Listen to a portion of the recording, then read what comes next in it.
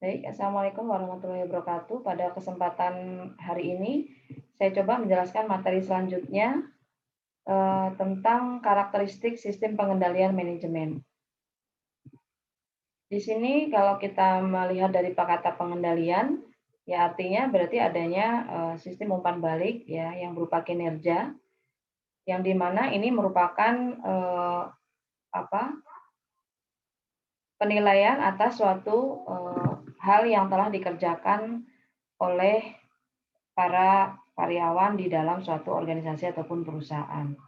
Jadi supaya tidak ada artinya penyelewengan ya ataupun meminimalisir adanya kesenjangan dalam suatu pekerjaan. Nah, makanya perlunya pengendalian. Manajemen sebagai alat ukur yang bisa mengatur bagaimana fungsi POAC yaitu planning, organizing, actuating dan controlling dalam suatu organisasi.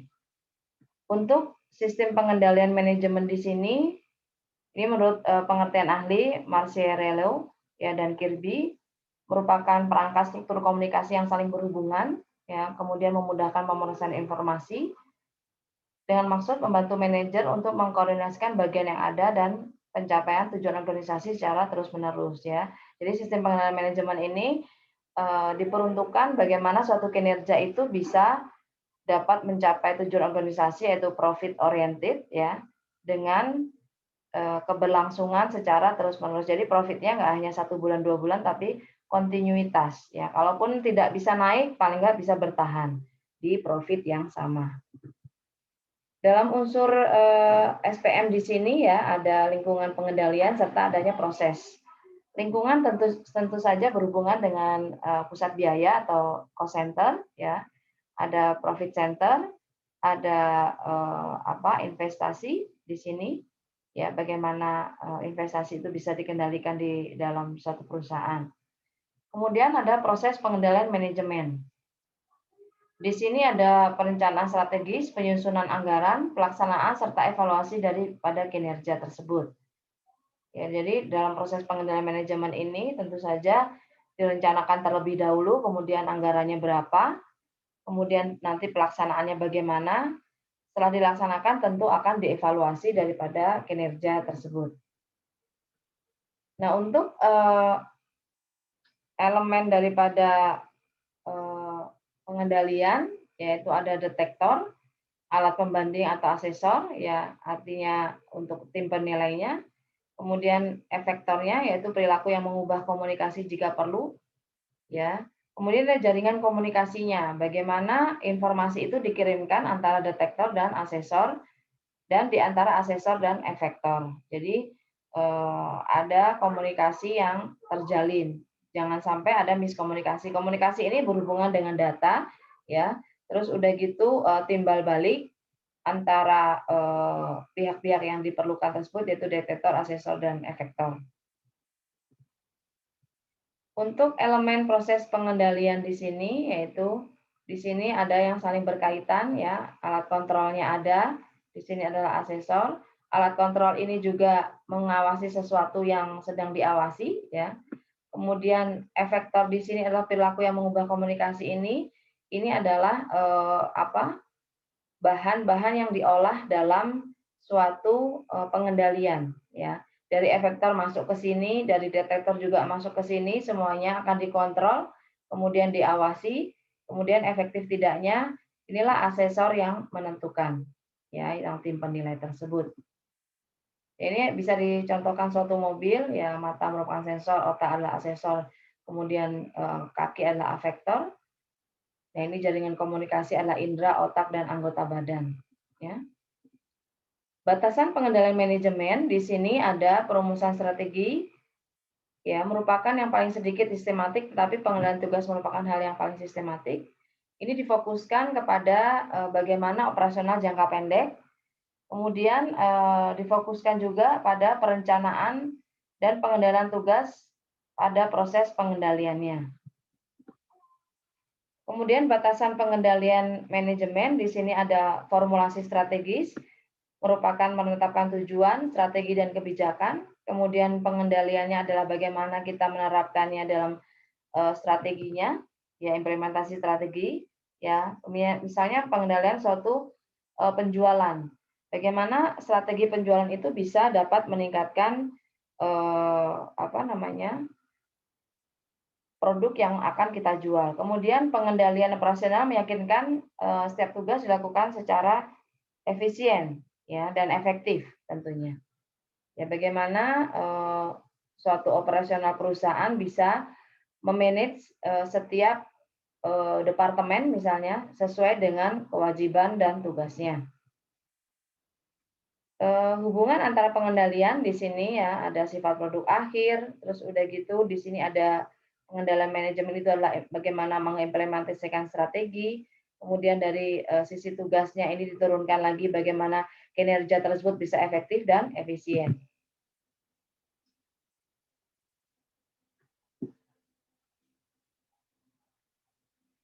Pengendalian manajemen di sini juga bisa mempengaruhi suatu proses dalam suatu organisasi.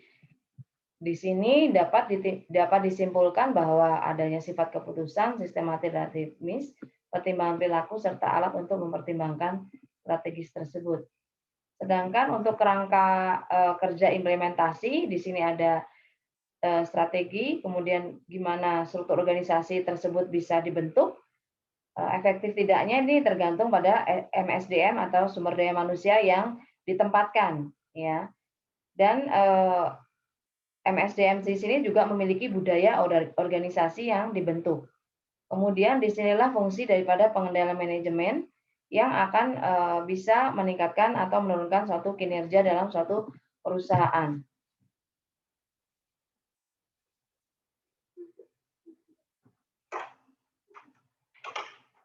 Proses pengendalian manajemen di sini adanya komunikasi, motivasi, serta evaluasi. Ya.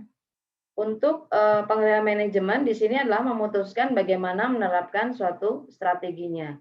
Ya, bagaimana strategi itu dirancang, tentu saja strategi jangan sampai melebihi kapasitas daripada SDM yang ada serta tujuan visi misi perusahaan yang akan dicapai.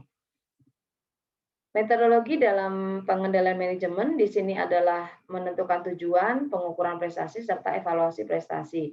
Jadi tujuan tersebut tentu saja ini tidak istilahnya timpang ya antara SDM yang ada, terus sumber daya keuangan juga yang ada, kemudian pangsa pasar yang ada.